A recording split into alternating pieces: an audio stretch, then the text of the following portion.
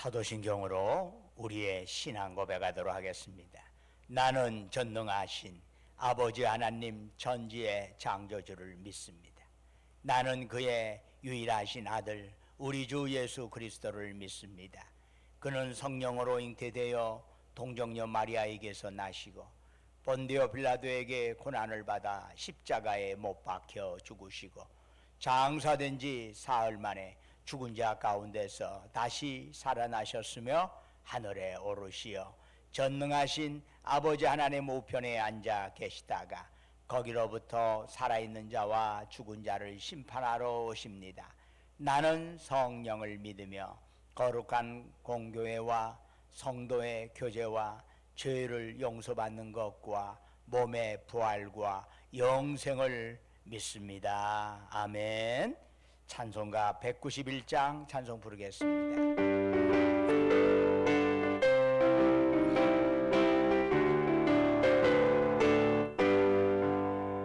내가 매일 기쁘게 설레의 길 행함은 주의 팔이 나를 안보함이요 내가 주의 큰 복을 받는 참된 비결은 주의 영이 함께함이라.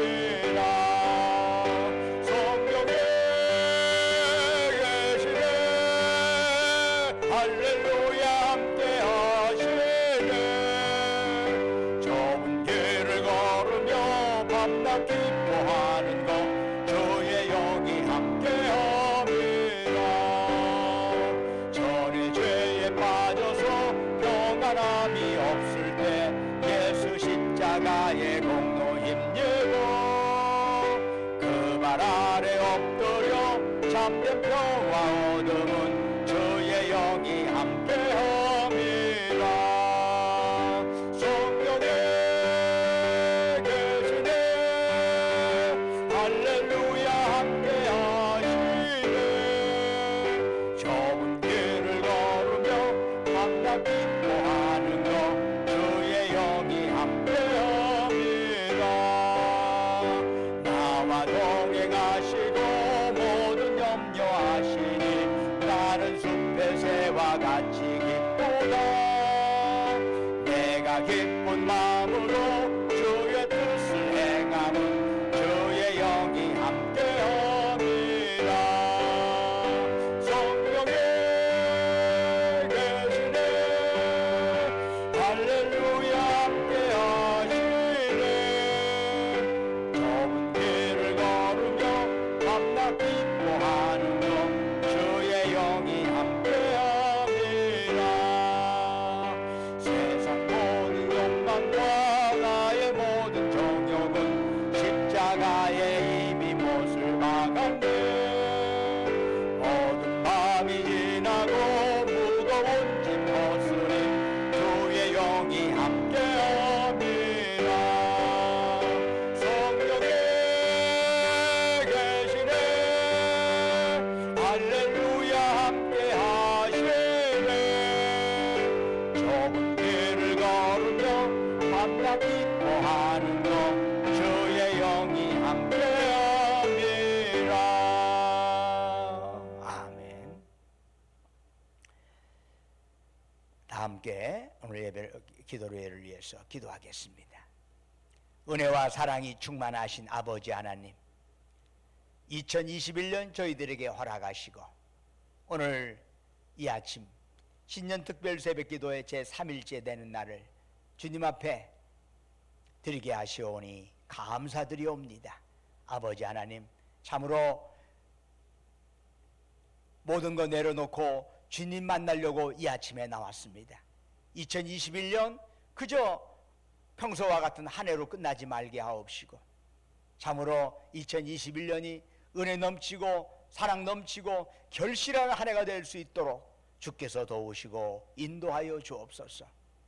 이 시간 또 주님 앞에 예물 드리면서 한 해의 소망을 주께 아뢰는 주의 백성이 있습니다. 주께서 함께 하셔서 이 기도의 제목 위에 응답하시옵고 특별히 이 주의 전에 참여하지 못하지만은 이 시간 또한 주님 앞에 각 가정에서 예배드리는 그들에게도 하나님께서 동일한 은혜를 부어 주시옵소서. 아버지 하나님, 참으로 이 한 해를 지켜주시옵고 이 새벽에 기도하는 그들에게도 더 큰 복으로 함께하여 주옵소서. 오늘 또 주의 말씀 묵상하고 들을 때 전하는 자와 듣는 모든 자에게 은혜의 시간이 되게 하옵소서. 주 예수 그리스도의 이름으로 간절히 기도드립니다. 아멘. 오늘 우리에게 주시는 하나님 말씀 사도행전 1장 4절에서 14절까지의 말씀이 되겠습니다.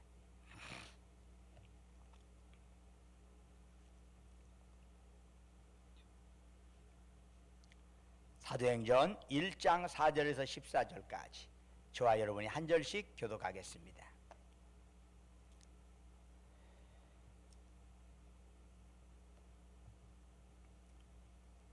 1장 4절입니다. 사도와 함께 모이사 그들에게 분부하여 이르시되 예루살렘을 떠나지 말고 내게서 들은 바 아버지께서 약속하신 것을 기다리라. 요한은 물로 세례를 베풀었으나 너희는 몇 날이 못되어 성령으로 세례를 받으리라 하셨느니라. 그들이 모였을 때 예수께 여쭈어 이르되 주께서 이스라엘 나라를 회복하심이 이때니까 하니 이르시되 때와 시기는 아버지께서 자기의 권한에 두셨으니 너희가 알 바 아니요 오직 성령이 너희에게 임하시면 너희가 권능을 받고 예루살렘과 온 유대와 사마리아와 땅끝까지 이르러 내 증인이 되리라 하시니라. 이 말씀을 마치시고 그들이 보는데 올려져 가시니 구름이 그를 가리어 보이지 않게 하더라. 올라가실 때 제자들이 자세히 하늘을 쳐다보고 있는데 흰옷 입은 두 사람이 그들 곁에 서서 어찌하여 너희 가운데 하늘로 올라진 이 예수는 하늘로 가심을 본 그대로 오시리라 하였느니라. 제자들이 감람원이라 하는 산으로부터 예루살렘에 돌아오니 이 산은 예루살렘에서 가까워 안식일에 가기 알맞은 길이라.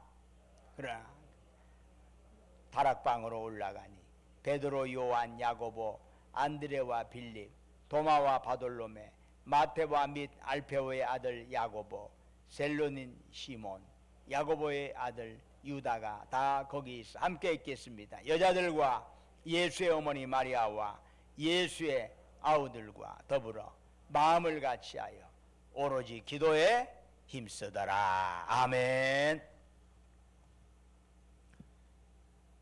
오늘 제3일째 되는 기도에 참여한 여러분 모두에게 하나님의 은혜와 평강이 넘치기를 주의 이름으로 축원합니다. 하나님께서 아담을 지으시고 그 다음에 하와를 또 만드셔서 그들이 함께 살아가도록 하셨습니다. 사람들은 홀로 살아가는 존재가 아니라 어떤 형태든 연결되고 함께 엮어져서 살아갈 수밖에 없는 존재지요. 그래서 여러 가지의 동기를 가지고 함께 모이고 어울려 살아갑니다. 고향이 같아서 모이고 같은 학교 출신이라서 모이고 취미가 같아서 모입니다. 그렇게 우리 무리지어서 살아가는 모임은 대체로 그 구성원이 어떠하느냐에 따라서 그 모임 공동체의 모습이 달라지게 됩니다. 교회도 그렇습니다. 교회는 예수 그리스도를 중심으로 모인 공동체입니다. 그런데 똑같이 교회라는 명칭을 붙인다 하더라도 그것을 구성하는 사람들이 어떤 자들이냐, 그들의 관심과 기대가 무엇이냐에 따라서 교회의 특성과 컬러가 좀 다릅니다. 그러나 그것이 교회의 모습 전부는 아니지요. 왜냐하면 교회는 사람들에 의해 형성되고 발전되어 가는 것 같지만은 그것만으로 교회가 되는 것은 아니기 때문입니다. 교회가 단지 구성원의 생각에 의해서만 움직여진다면 그 교회는 잘못될 수밖에 없지요. 왜냐하면 교회는 사람의 뜻에 의해 다스려지고 이끌어지는 공동체가 아니기 때문입니다. 처음 교회가 세워질 때 예수님께서는 제자들에게 누구의 손을 잡고 걸어가야 하는가 하는 것을 분명히 말씀을 하십니다. 예수님께서 부활하시자 좌절했던 제자들은 다시금 기대감과 꿈에 부풀게 되었습니다. 부활 후에 40일 동안 주님을 만나면서 그들은 이제 주님이 무엇을 하실까 하는 것에 대해서 깊은 관심을 가지게 됩니다. 제자들이 처음 예수님의 부름을 받았을 때도 그들은 예수님을 통해서 어떤 나라를 꿈꿨습니다. 어떤 나라? 로마의 속박으로부터 해방된 나라를 기대하였습니다. 그런 꿈을 가지고 제자들은 3년 동안 예수님께 모든 것을 걸었습니다. 그러나 십자가의 사건과 함께 자기들의 그 기대는 모두가 물거품이 되고 말았습니다. 그런데 예수님께서 죽음에서 부활하신 것이 아닙니까? 제자들의 꿈은 다시금 피어나기 시작합니다. 이제는 정말 뭔가 획기적인 일이 일어나지 않겠느냐? 이들은 의심하지 않았습니다. 그런 기대감을 가지고 제자들이 조심스럽게 예수님께 물은 겁니다. 주께서 이스라엘 나라를 회복하심이 이때입니까? 다른 말로 말하면 주님 언제쯤 거사를 행하시렵니까? 하는 거지요. 그러나 제자들의 관심과 예수님의 관심은 달랐습니다.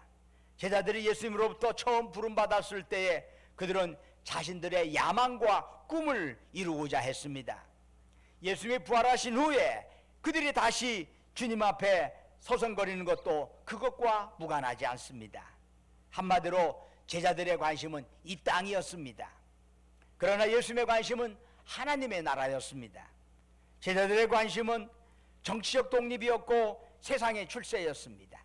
그러나 우리 주님의 관심은 영혼 구원을 통한 하나님 나라의 확장이었습니다. 이처럼 제자들은 예수님과 함께 동고동락하면서도 다른 관심, 다른 꿈을 꾸고 있었던 것입니다. 그야말로 동상이몽입니다. 같이 어울고 같이 자지만 각기 다른 꿈을 꾸는 거지요. 교회의 시작이 언제냐 하는 것에 대해서는 관점에 따라서 의견이 다양합니다. 교회를 하나님의 백성의 모임이라고 정의한다면 그 교회의 기원은 구약시대까지 올라갑니다. 이스라엘 백성이 하나님의 택함받은 백성이기 때문에 그들을 교회의 원형으로 볼 수 있다는 겁니다. 그래서 사도행전 7장 38절을 보면은 광야 교회라는 표현이 나옵니다. 이스라엘 백성들이 출애굽하고 광야에 머물었을 때 그들의 공동체를 광야 교회라고 합니다. 그러나 신약에서의 교회는 예수님의 십자가 사건을 토대로 해서 오순절 성령 강림 사건으로부터 시작이 됩니다. 주님이 원하시는 교회가 처음으로 세워지려는 순간에 주님께서 제자들에게 부탁한 것이 있었습니다. 하나님의 나라를 이루려는 교회이기 위해서는 무엇보다도 교회는 사람의 뜻이 아니라 성령의 인도하심을 받는 성령 공동체가 되어야 한다는 것입니다. 이를 위하여 주님은 제자들에게 두 가지의 지침을 주십니다. 그 첫 번째는 예루살렘을 떠나지 말라. 여기서 예루살렘은 단순히 지리적인 의미를 넘어서서 영적인 의미가 그 안에 담겨지게 됩니다. 예루살렘은 솔로몬이 성전을 건축한 곳입니다. 그런데 그 성전 자리는 어떤 자리입니까? 아브라함이 이삭을 번제로 드리기 위해서 갔던 그 자리입니다. 아브라함이 아들을 제물로 드리려고 했던 사건은 예수 그리스도의 희생을 미리 보여주는 사건이기도 하지요. 하나님은 바로 그곳에 성전을 짓게 하셨습니다. 예루살렘은 또한 예수님께서 십자가를 지신 곳입니다. 즉 성경은 예루살렘을 신앙의 중심지로 소개하고 있는데 예수님께서는 제자들에게 그곳 떠나지 말라 말씀합니다. 예배의 초소 떠나지 말라, 복음의 자리를 떠나지 말라 하는 겁니다. 예수님께서 떠나지 말라 명령하셨을 때 그 명령에 순종하는 자가 있는가 하면은 그렇지 못한 자들도 있었습니다. 여러분, 예수님께서 부활하신 후에 그 예수님을 만난 자들이 성경에 의하면 500여 명이 넘어요. 500여 명이 넘어요. 그런데 그 중에 예수님의 명령을 받고 예루살렘을 떠나지 않은 자들은 120명 정도밖에 되지 않았습니다. 여러분, 어떤 사람들이 신앙생활을 잘하는 자입니까? 하늘의 은혜를 풍성히 입은 자들이 어떤 사람들이죠? 묵묵하게 단순하게 순종하는 사람이랍니다. 자기 이론, 자기 주장 끊임없이 내놓은 사람이 신앙생활을 잘하는 자가 아닙니다. 기도합시다 하면 기도하고, 전도합시다 하면 전도하고, 모입시다 하면 모이는 그런 순종의 사람들이 은혜를 받게 됩니다. 주님이 명령하시니까 그대로 순종하는 사람, 내게 좀 손해가 되고 내게 불편이 온다 할지라도, 어려움이 온다 할지라도, 내 의견과 다르다 할지라도 단순하게 순종할 수 있는 사람이 은혜를 받게 되어 있습니다. 왜 그렇습니까? 은혜는 겸손한 자에게 주어지기 때문입니다. 겸손한 자에게 주어지는 것이지 자꾸 위로 올라가려고 하는 자에게 주어지는 게 아니랍니다. 예루살렘을 떠나지 말라, 주님의 명령에 토달지 않고 순종하는 자들에게만 성령 충만의 은혜가 내려지게 됩니다. 바로 거기로부터 교회가 시작이 되는 겁니다. 주님이 제자들에게 두 번째로 주신 말씀은 뭐지요? 약속하신 것을 기다리라. 첫 번째는 예루살렘을 떠나지 말라, 두 번째는 약속한 것을 기다리라. 주님은 교회가 성령 공동체가 되기를 원하셨습니다. 그래서 먼저 성령님을 기다리라 말씀하셨고, 즉 그 얘기는 성령 충만함을 받기 전엔 일하지 말라는 얘기입니다. 성령님에게 붙들림 받기 전에는 움직이지 말라는 얘기입니다. 독일의 신학자였던 유르겐 몰트만이 있습니다. 그가 이런 말을 하죠. 교회가 성령의 능력 안에 있을 때 진정한 그리스도의 교회가 될 수 있고, 성령의 임재 가운데 교회가 사명을 감당하는 교회, 선교적인 교회가 될 수 있다.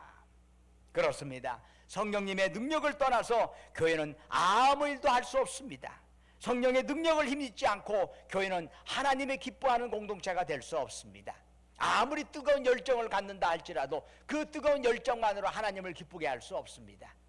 성령님이 가는 그 길을 함께 나도 걸어가면서 그에게 순종하며 나아갈 때 그 공동체가 하나님이 기뻐하시는 공동체지, 그냥 열정만 뜨거워가지고 그 열정이 하나님으로 향하는 건지 아니면 반대 방향에 향하는지를 모른다면 그거 하나님이 기뻐하는 공동체 아닙니다.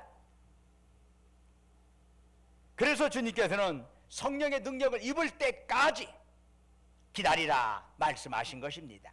성령님이 오셔야 교회가 새롭게 됩니다. 성령님이 오셔야 사람이 변화됩니다. 부모가 성령으로 충만하면 자녀들이 새로워지고, 교사들이 성령으로 충만하면 학생들이 달라지게 됩니다.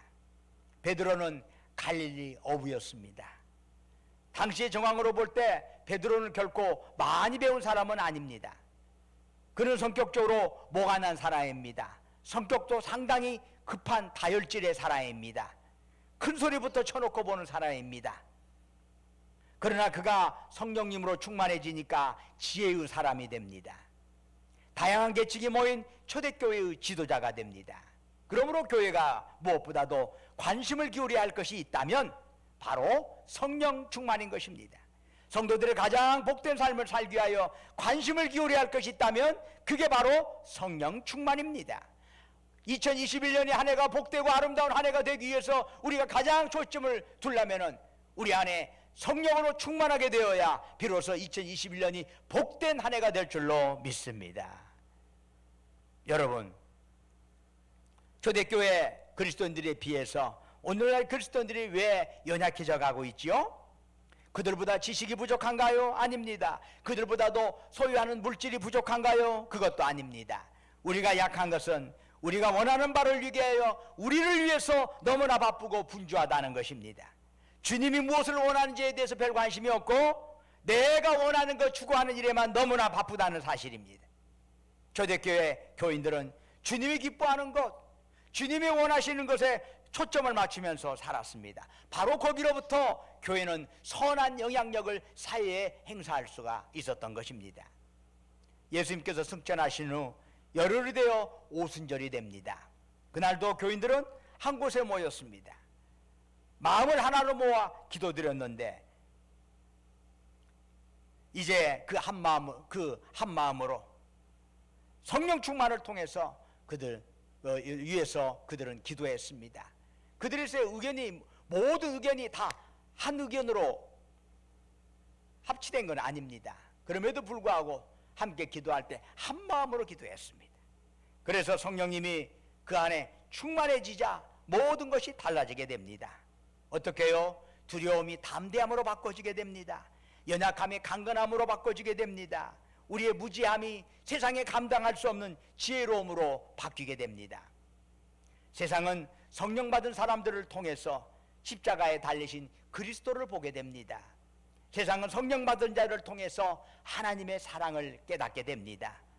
성령님과 함께 걸어가는 길에 고난도 있고 환난도 있고 위험도 있을 수 있습니다.